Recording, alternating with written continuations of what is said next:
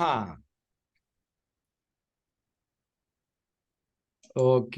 Hola, Eire, ¿tudo bem? Tudo bem. Que bueno. Tudo bem, tem que falar Voy- tudo bem, tudo jóia, Todo bem. tudo Voy a jóia, tudo silenciarme. ótimo. Entonces, vamos a comenzar por ahí. Si Dios quiere, se conecta la rosquita. Ya nos dijo, nos pasó Patricia, no puede, tampoco puede mi Maía. No sé nada de Ingrid, no sé si va a poder, pero bueno, vamos a comenzar. El tema de hoy, que yo les había ya más o menos adelantado, es el tema de las proteínas, ¿no? Yo tengo algunas de estas láminas que les voy a presentar. Ah, Elena está pidiendo admisión.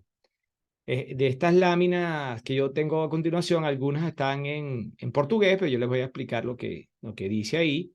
Y algunas están en inglés. Entonces, hola Rosquita. Bueno, connecting, ainda. Está conectando el audio, la rosquita. Ya vamos a tener a la rosca ahí, a la rosca polla. Todavía está conectando el audio. Ahí está. Hola, Rosquita. Hola, mi Rocky. Voy a saludar. Rockibris. Hola, Rosca. ¿Será que nos ve? Creo que no nos oye. Está conectando el audio. Sí, yo creo que todavía no nos oye. Hola, Rosca. Rosquita. No, no nos oye todavía. Rocky. Ah, bueno, ya por lo menos nos ve. Por lo menos nos ve. Bueno, vamos a comenzar hasta que ella nos dé un hola por ahí. Entonces, lo que estaba contándoles es que algunas de estas láminas están en portugués, pero yo les explico lo que dicen. Y ahora sí creo que la rosca está oyendo. ¿Está oyendo, Rosquita? Sí, creo que sí. Sí, Ok, perfecto. Entonces vamos a comenzar. sí. Vamos a comenzar el tema de hoy, Rocky, y todos los que van a ver esto después es sobre las proteínas.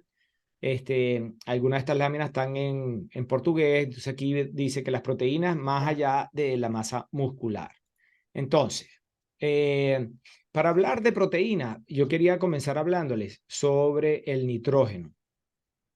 ¿Por qué? Porque el nitrógeno es parte importante de los aminoácidos, entonces parte importante de las proteínas. Y interesante pensar que en la atmósfera, el 85% del aire que respiramos contiene nitrógeno, 85%. Pero de ese aire que nosotros respiramos, no podemos absorber absolutamente nada de ese nitrógeno inorgánico. Cero. No tenemos la capacidad de absorber ese nitrógeno, a pesar de que en el 85% de ese aire que entra por nuestra nariz tiene nitrógeno. Y los únicos seres vivos que pueden realmente retener el nitrógeno, absorber el nitrógeno de la atmósfera, son las plantas. Y las plantas lo hacen básicamente a través de sus raíces, y es un proceso, que es un ciclo, el ciclo del nitrógeno, que, bueno, involucra muchas bacterias que están en el suelo, y esas bacterias son bacterias que van transformando el nitrógeno, que van añadiendo hidrógenos, que van añadiendo oxígeno. Entonces van transformando el nitrógeno atmosférico en amonía, ¿cómo se dice? Amoníaco, en nitratos, en nitritos, etcétera, hasta esa forma de nitrato que es absorbida por las plantas a través de la raíz, y que hoy se sabe también que las plantas pueden absorber a través del suelo algunos aminoácidos que han sido descompuestos por ejemplo, por hongos. Hay hongos que descomponen materia orgánica, y hay algunos aminoácidos que pueden ser absorbidos por las raíces. Son estudios nuevos bien interesantes. Pero en general, el nitrógeno fijado de la atmósfera básicamente lo hacen las plantas a través de este sistema de simbiosis con bacterias que están en el suelo. Entonces, bueno, increíble que que si del 85% del aire tenemos nitrógeno, solo las plantas puedan, a través de todo este proceso, absorber el nitrógeno. Ahora, ese nitrógeno, ¿por qué él es importante? Bueno, es importante pensar en este componente del nitrógeno, porque no solo él es parte de los aminoácidos, de las proteínas, también porque el nitrógeno forma parte de otras estructuras humanas o animales, que, como por ejemplo el DNA. Dentro del DNA nosotros tenemos las bases nitrogenadas, y no solo en el DNA, también en el RNA, nosotros tenemos bases nitrogenadas que componen estos sistemas donde nosotros guardamos toda la información genética. Entonces, el nitrógeno es importantísimo, es un elemento que diferencia las proteínas de otros macronutrientes, y que tiene funciones súper importantes en el cuerpo, entre otras, pues de formar parte de moléculas como nuestro material genético y las proteínas. Otra cosa interesante a entender, que vamos a conversar hoy, es que cuando nosotros hablamos de proteínas, usualmente nosotros pensamos básicamente en las proteínas que comemos, ¿no? Pero la verdad es que la expresión de nuestro sistema, de nuestro DNA, de nuestra información genética, la expresión de la información genética es la síntesis de proteínas. Entonces el cuerpo realmente habla por la expresión que él hace al leer nuestra información genética. Básicamente lo hace a través de la síntesis proteica. Todo en el cuerpo tiene que ver con síntesis de proteínas. Básicamente, en la síntesis de proteínas, nosotros producimos proteínas para mantenimiento, para estructura. Nosotros producimos proteínas para crear mediadores, para crear mensajeros, para crear hormonas, para crear enzimas. Bueno, es infinidad la cantidad de funciones que nosotros tenemos cuando el cuerpo sintetiza proteínas, ¿no? Dentro de las funciones, que son muchísimas, dentro de las funciones de la proteína, nosotros sabemos que las proteínas, por ejemplo, son enzimas que ayudan a absorber los alimentos en el intestino. O sea, dentro de nuestro sistema digestivo, las enzimas que participan son proteínas. La proteína también forma parte de la composición muscular y es la responsable de generar las contracciones, los movimientos. La proteína también forma parte del sistema hormonal. Entonces, todas nuestras hormonas, que básicamente son mensajeros a distancia, son proteínas. Nuestros anticuerpos también son proteínas. Entonces, todo el sistema inmunológico, además de que las células del sistema inmunológico son formadas por proteínas, los anticuerpos que ellas producen y otras sustancias son también proteínas y peptidos. Dentro de nuestro sistema sanguíneo, todas las células, tanto las células blancas como rojas del sistema sanguíneo, son hechas de proteínas, pero además tenemos proteínas específicas que son cargadoras, que son transportadoras de muchas cosas. Por ejemplo, la hemoglobina, que es transportadora del oxígeno, es hecha de proteína. La hemoglobina es una proteína. Las lipoproteínas, que son cargadoras de lípidos, son proteínas. Y así, por el estilo, en el cuerpo tenemos todos los que son mensajeros, soportes, etcétera, son hechos de proteína. Y finalmente, como habíamos dicho, nuestro material genético está condensado en proteínas, y hoy se sabe que no solo todo el equipamiento genético, sino también el equipamiento epigenético, que son todas las proteínas que rodean a nuestro material genético y que son las que determinan, esas proteínas que rodean al material genético, son las que determinan cómo es leído el material genético. Entonces, realmente, cuando hablamos de proteína, hablamos de una cosa fundamental para el cuerpo.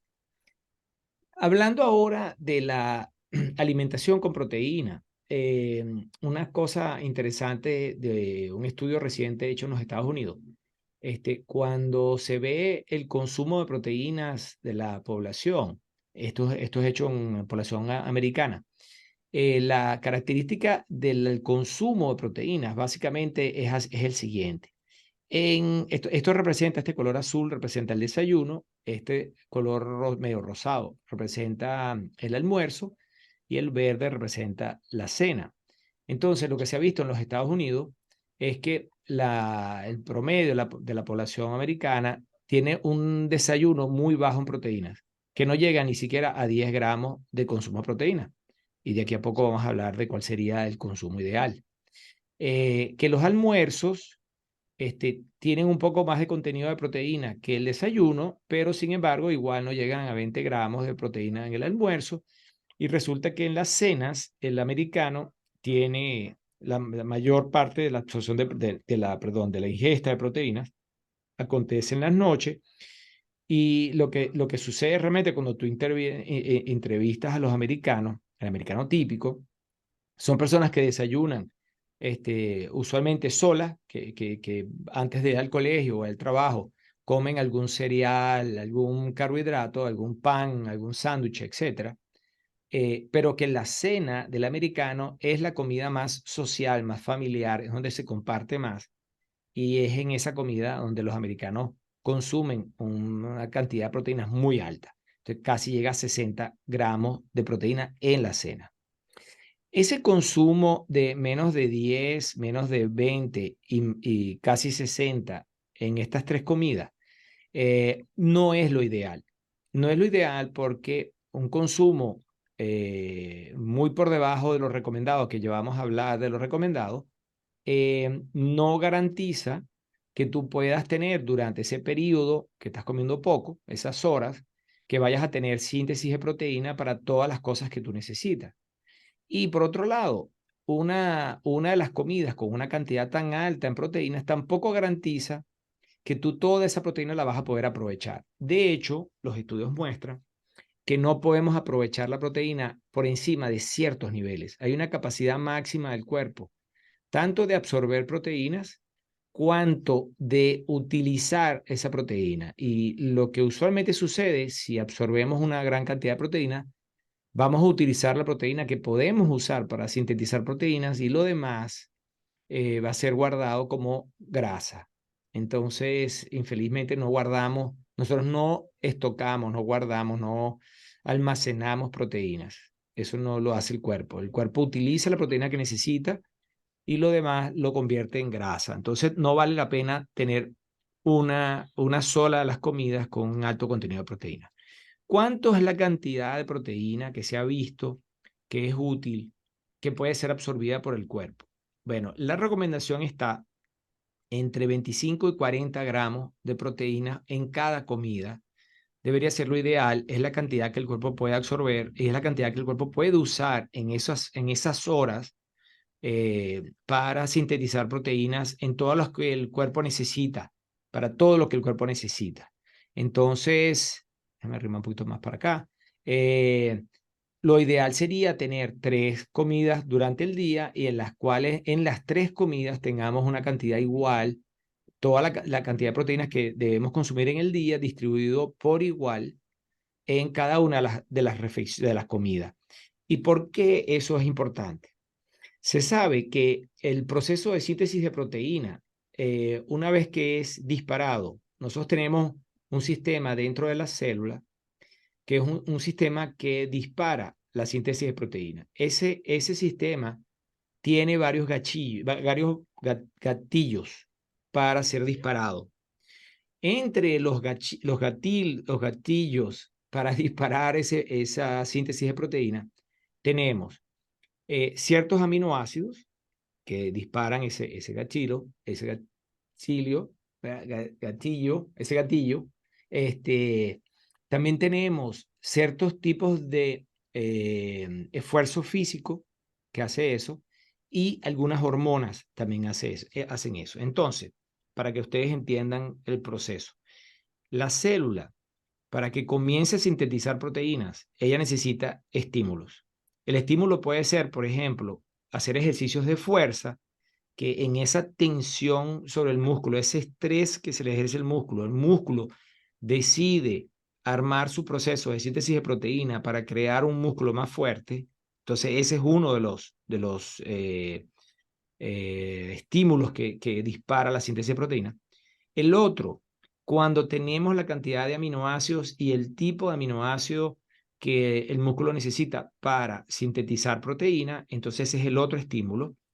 Se sabe que dentro de esos aminoácidos, los aminoácidos de cadena ramificada son importantísimos y dentro de ellos la leucina se sabe que es el principal disparador del sistema de producción de proteínas. Eso es un sistema llamado mTOR, que son siglas que viene del Mammalian Target of Rapamycin, que básicamente es la cadena de eventos que suceden hasta que se inicia el proceso de síntesis de proteínas.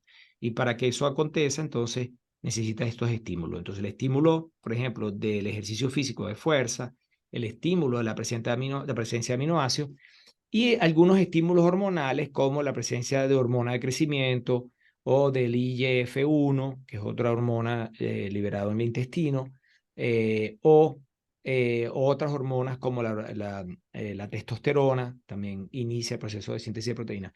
Entonces, ¿qué pasa? Cuando nosotros, ahí la Ingrid se está conectando, qué maravilla, qué bueno. Hola Ingrid, no sé si ya llegó, pero qué bueno que está por ahí. Vamos a... Hola, Hola, qué bueno que te conectaste, qué chévere. Hola, sí, Flacucha. hola, ¿cómo La están? Flacu. La Irene Estaba hablando, madrugando y la Elenita y la Rosquita Polla ahí también. estaba hablando con David, me distraje, Ah, pero ya aquí tranquila, estoy. tranquila, Ok, sí, sí. Después comenzaron hace cuando rato, comenzamos hace ratico, sí, pero de todas maneras ok, ya después ves ese principio en el video. está Lo, bien, lo que ahorita estoy ya me pongo hablando, en mute. lo que estoy hablando ahorita, Ingrid, es que estamos hablando sobre el consumo de proteína. Ujú, Y que el consumo de proteínas tiene que ser en las mismas proporciones en todas las comidas. Y estaba explicando el por qué, ¿no? El gráfico que tú ves ahí, la primera parte del gráfico, la parte de la izquierda, tú ves ujú, que esto en azul es el desayuno, lo que es rosadito es el almuerzo y lo verde es la cena.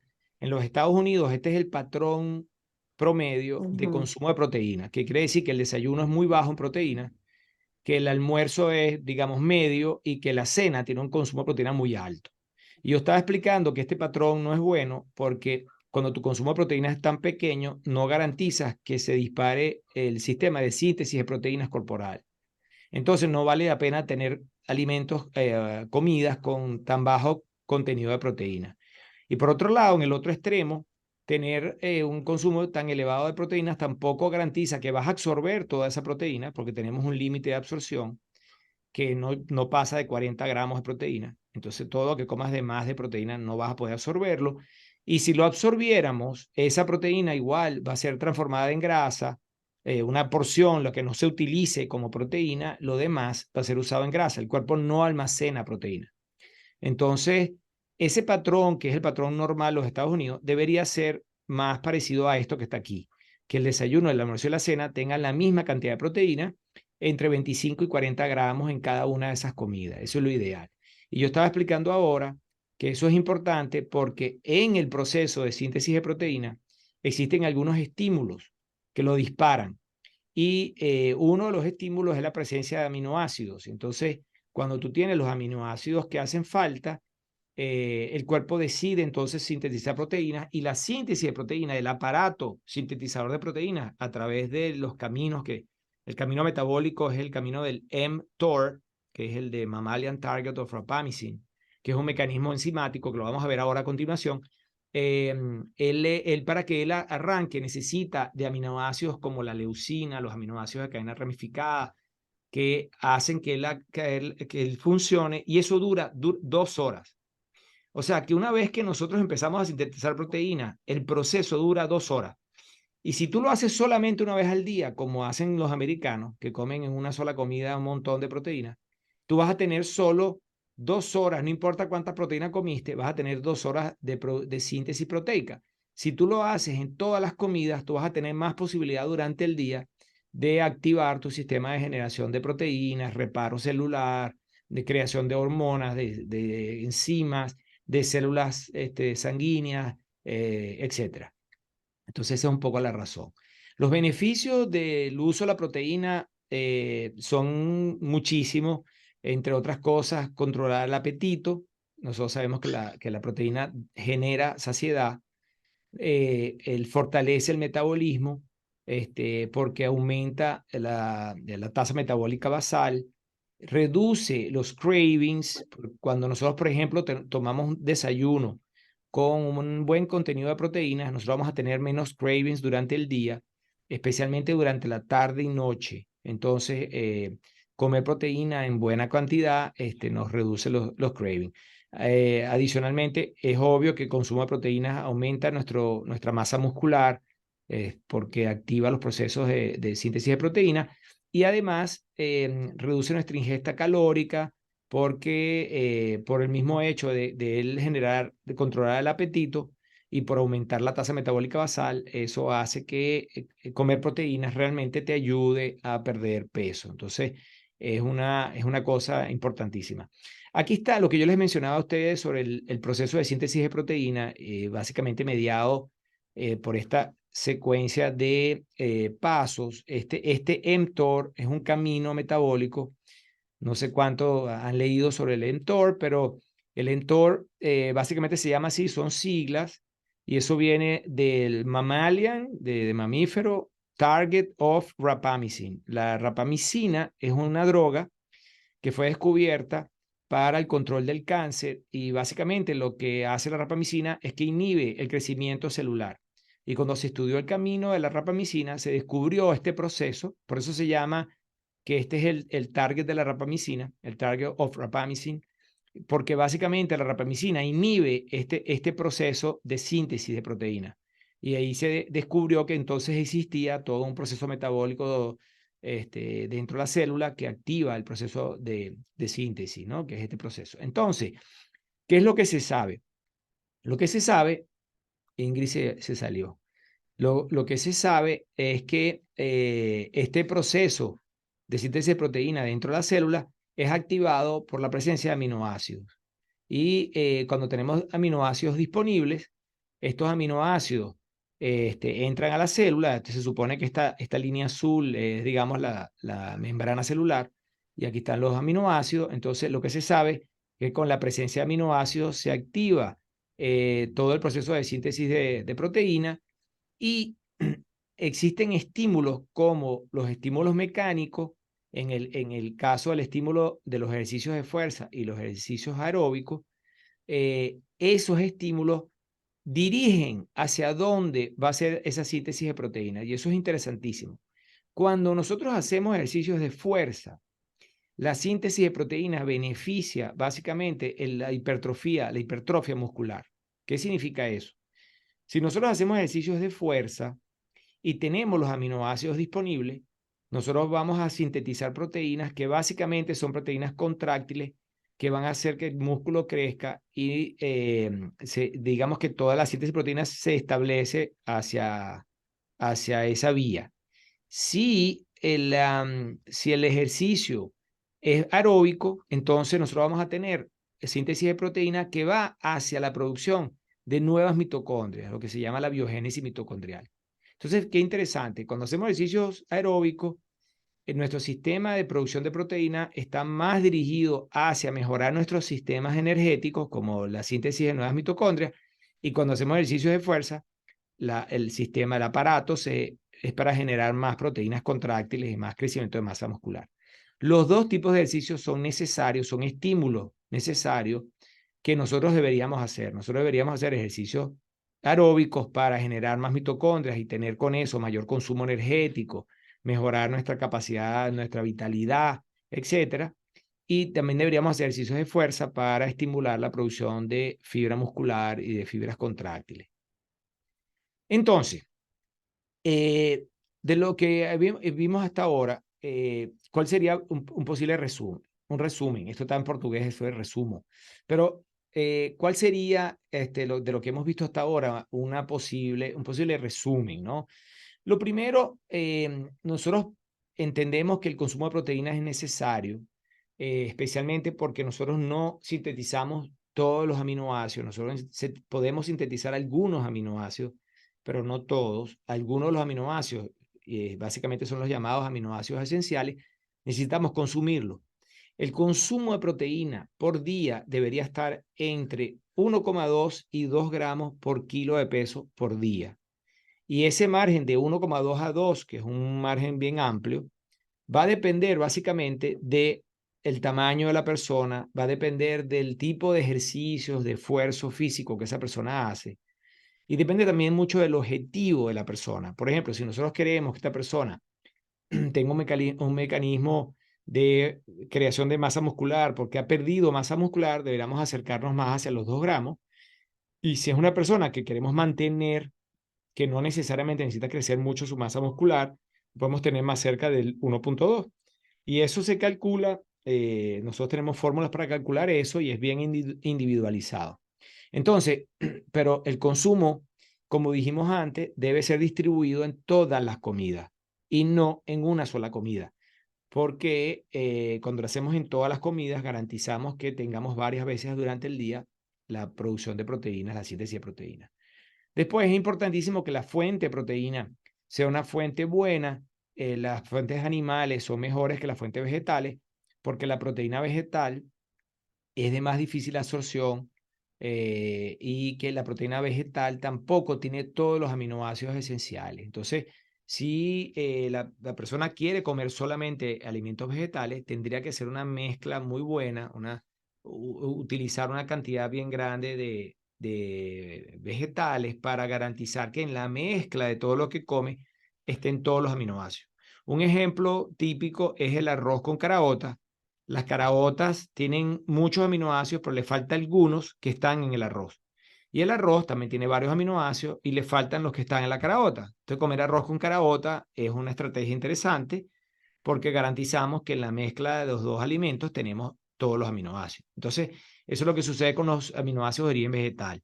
Las fuentes de proteína animal contienen todos los aminoácidos y son proteínas de mejor absorción. Entonces, bueno, son, digamos, más ventajosas usar estas fuentes de origen animal. La otra cosa importante es que siempre va a ser mejor utilizar los aminoácidos que están en la comida de verdad, la comida, y no en suplementos. Entonces, si nosotros podemos llegar a la cantidad de proteína con comida de verdad, comiendo carnes, pescados, pollo, quesos, huevos, o comiendo semillas o frutas secas, o comiendo soya, etcétera, eso va a ser mejor que tomar suplementos. Ahora, a veces necesitamos la suplementación para llegar a la cantidad de proteínas que necesitamos o cuando no podemos comer porque estamos en el trabajo, no podemos salir a comer, etcétera. Si nosotros no queremos perder la oportunidad de activar nuestro sistema de síntesis de proteína, nosotros podemos tomarnos un shake proteico. Eso podemos hacerlo como una alternativa. Y finalmente, los ejercicios son necesarios, son un estímulo que el músculo necesita, son un estímulo que la célula necesita, tanto para generar mitocondrias cuanto para generar fibras contráctiles en la masa muscular. Entonces, eso sería el resumen de de la importancia del uso de la proteína. Y yo quería, para abrirle las preguntas a ustedes, yo quería decirles una cosa adicional, y es lo siguiente. Si nosotros tenemos un objetivo de perder peso, la mejor manera de perder peso es aumentar nuestra masa muscular, porque aumentando la masa muscular, nosotros aumentamos la tasa metabólica basal. Entonces, ¿cómo aumentar la masa muscular? Con un buen consumo de proteínas y con ejercicio de fuerza. Entonces, como estrategia de pérdida de peso, no podemos dejar de pensar en el músculo, no podemos dejar de pensar en la proteína. Para perder peso no solo tenemos que controlar los carbohidratos como lo vimos la primera vez, nosotros tenemos que controlar las grasas, que sean grasas buenas, sino que además tenemos que garantizar que el consumo de proteínas sea el adecuado y que el ejercicio físico, sobre todo el de fuerza, sea el adecuado. Abrimos las preguntas. Chicas lindas, ¿cuáles son las preguntas por ahí sobre la proteína? Yo tengo una pregunta. Ingrid, bye. Pregunte. Ajá, aquí aparecí. Mira, hablabas del arroz como una proteína. Me Sí, confundió eso sí, cuando mira, pusiste el ejemplo de arroz con con caraotas. O sea, caraota. ¿cómo es Sí, eso? los cereales en general tienen proteínas. Entonces la avena, la soya, el arroz, el trigo, el maíz, que son cereales todos, tienen proteína. solo que no son una buena fuente de proteínas con la excepción de la soya. La soya es una excelente fuente de proteína. Pero el arroz contiene aminoácidos, solo que no tiene todos los aminoácidos. Entonces, él solo no debe ser considerado una fuente de proteína. Y de hecho, él tiene mucho más carbohidrato que proteína. Entonces, el arroz es considerado, está dentro del renglón de fuentes de carbohidrato y no de proteína. Sin embargo, como estrategia para comer la proteína de los granos, si queremos comer caraota, no debemos comer la caraota sola, porque en la caraota tampoco están todos los aminoácidos. Entonces, esa mezcla de caraotas con arroz es una mezcla buena porque nos garantizaría tener todos los aminoácidos. Ahora, yo lo decía ahorita hace rato, las fuentes vegetales no son las mejores fuentes de proteína. Entonces, obtener una buena cantidad de proteína solamente comiendo arroz con caraotas, tendríamos que comer una cantidad tan grande y eso representaría tanto carbohidrato que sería contraproducente. Ese es el gran problema de los vegetarianos y el gran problema de los veganos, que para ellos tener la cantidad de proteínas que necesitan, lo mejor es hacer lo que ellos llaman ovo-lacto-vegetarianos, que es que pueden comer huevos y productos lácteos, ¿no? Pero eso es lo que yo dije, Ingrid. Básicamente no es que sea una fuente importante de proteínas, sino que como no tiene todos los aminoácidos, lo ideal sería mezclarlo con otras cosas. ¿Qué opinas del consumo de huevo diario? Que hay gente que, por ejemplo, para suplir esa necesidad de proteína, veo que se come huevo todos los días, en las Sí, mañanas. Eso es una antiguamente se buena... pensaba, sí, antiguamente se pensaba que podía ser perjudicial por la cantidad de colesterol, porque Mm. la yema de huevo tiene 360 miligramos de colesterol. Pero hoy en día se sabe que no importa la cantidad de colesterol que tú comas, tú puedes comerte 5 toneladas de colesterol y no lo vas a absorber. ¿Por qué no lo vas a absorber? Porque el cuerpo tiene un sistema de retroalimentación. Nosotros producimos colesterol. Nuestro hígado produce colesterol. Muchas otras células producen colesterol. El cerebro no delega en nadie la producción de colesterol y él produce colesterol. Entonces, nuestra producción interna de colesterol usualmente es la necesaria. Si nosotros produjéramos poco colesterol, tú vas a absorber en el intestino colesterol de la dieta. Pero si tu producción interna es suficiente, no importa cuánto tú comas, el colesterol que absorbas lo vas a devolver al intestino. ¿Cómo lo haces? A través de las sales biliares. Cuando tú absorbes el colesterol, él va a ser transformado en sales biliares, sales biliares van a ser segregadas en el intestino y excretadas. Entonces, hoy se sabe que no importa el colesterol que está en el huevo, si no lo necesitas, no lo vas a absorber, lo vas a devolver. Entonces no hay problema con eso. Por eso es que hoy en día se habla que puedes comer huevos sin problema. Ahora, el huevo es una excelente fuente de proteína y la principal proteína del huevo es la albúmina, que es muy buena. Es una proteína súper completa, con todos los aminoácidos esenciales. Yo recomiendo usar huevo todos los días sin problema. Puedes comerte 1 o 2 huevos, no tienes ningún problema con eso. Y yo, de hecho, como huevo